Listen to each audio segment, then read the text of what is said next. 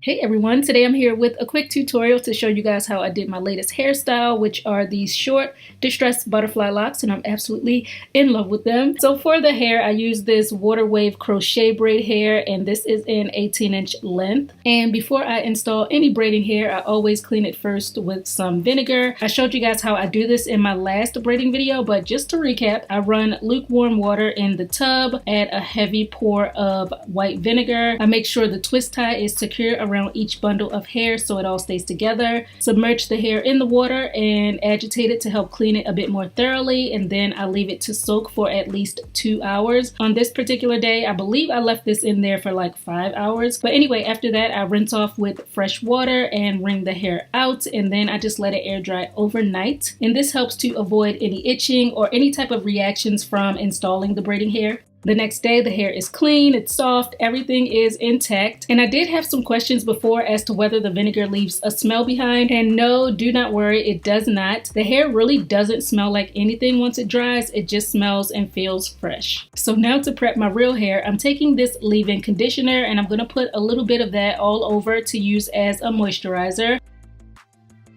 And then I'm going to show you how I made my sections. So first I made a part going from ear to ear to split my hair into a front and back section. And I divided that front section in half with a middle part.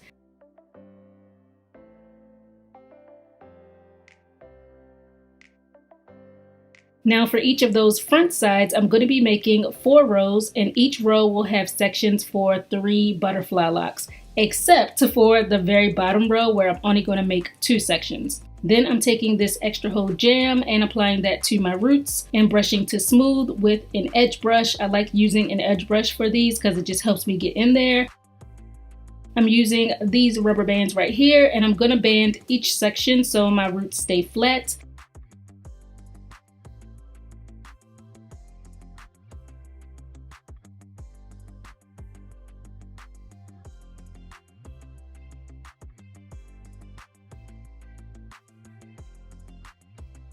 Now when I get around the front, I'm making sure to leave some edge hair out so I can shape it when I'm all done.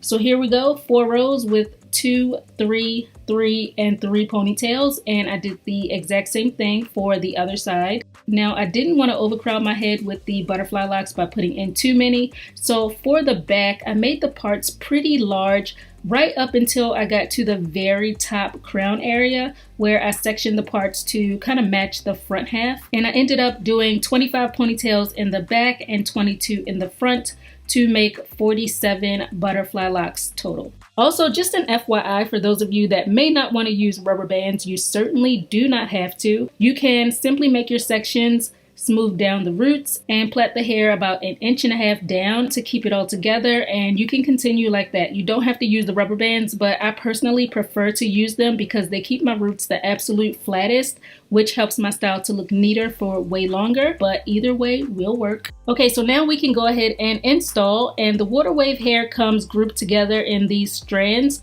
So I'm taking 2 of these for each lock. I'm gonna fold the hair, but I'm not folding it in half. I'm actually folding it so that one side is about twice as long as the other, and the short side may look super short, but don't worry because it does stretch out so you can get it to the length that you want. So I'm taking that and I'm starting to braid it in with my real hair, and I'm going down about 1 inch just to attach it.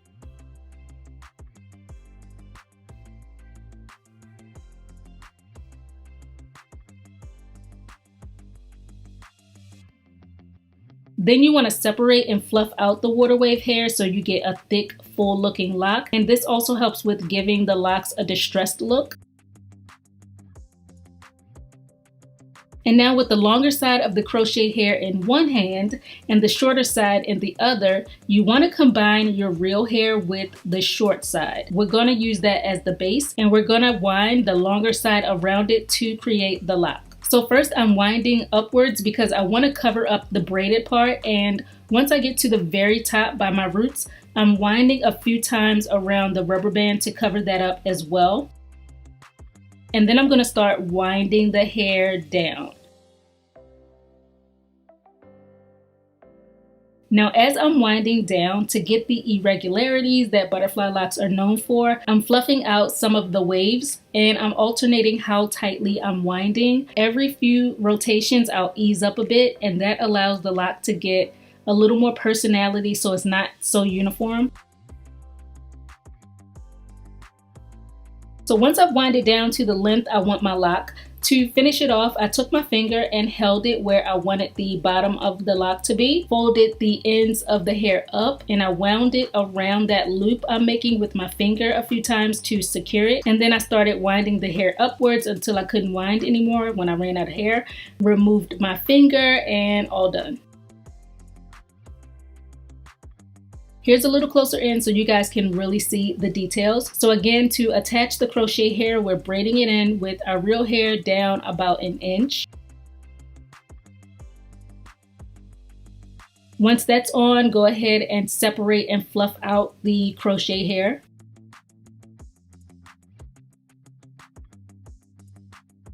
Take your real hair and combine it with the shorter side. Take the longer side and start wrapping it up to get to your roots. Wind it around the roots a few times to cover up the rubber band and to secure the start of the lock.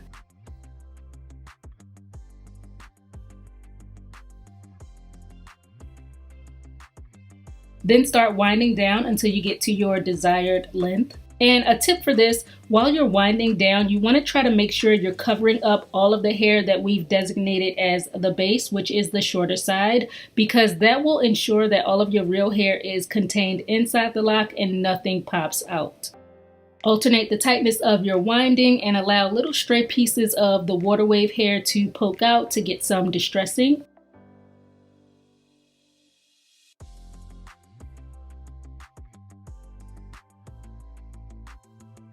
Then once you get to your stopping point, place your finger at the end of where you want your lock, make a loop, wind the ends of the hair around the loop a few times to help the lock stay locked, and then start winding up until all of the hair is twisted.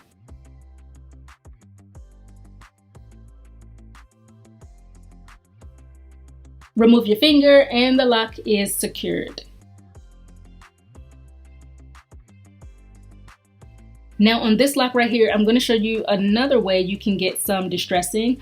So while you're winding down the length of the lock, every few turns, what you want to do is place your thumb under the hair that you're winding and then remove it. And you'll see that doing this causes those little loops and bulges to form as well. So this is just another way you can get the butterfly lock look.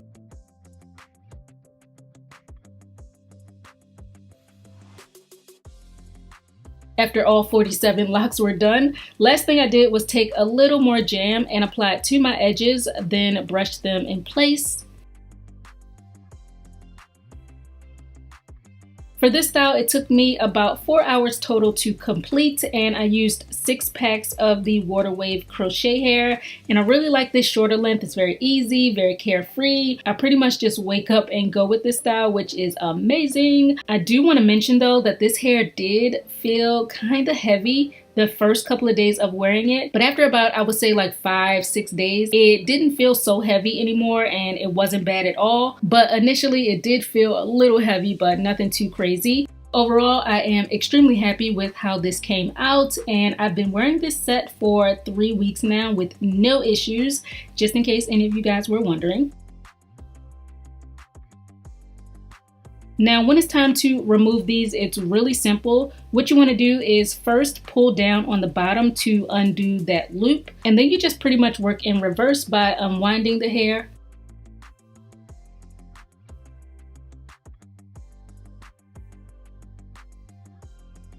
Take down the braid, which will remove the crochet hair. And as for removal of the rubber band, what I like to do is take a rat tail comb and place it right underneath one loop of the rubber band, and then while holding my hair firmly so it doesn't pull on it, I just move the comb out until the rubber band pops and it falls right off. And that is basically all you have to do. It's really easy. So yeah, that is pretty much it. I hope you all enjoyed the tutorial. Thanks so much for watching as always, and I'll catch up with you soon on my next video. Bye!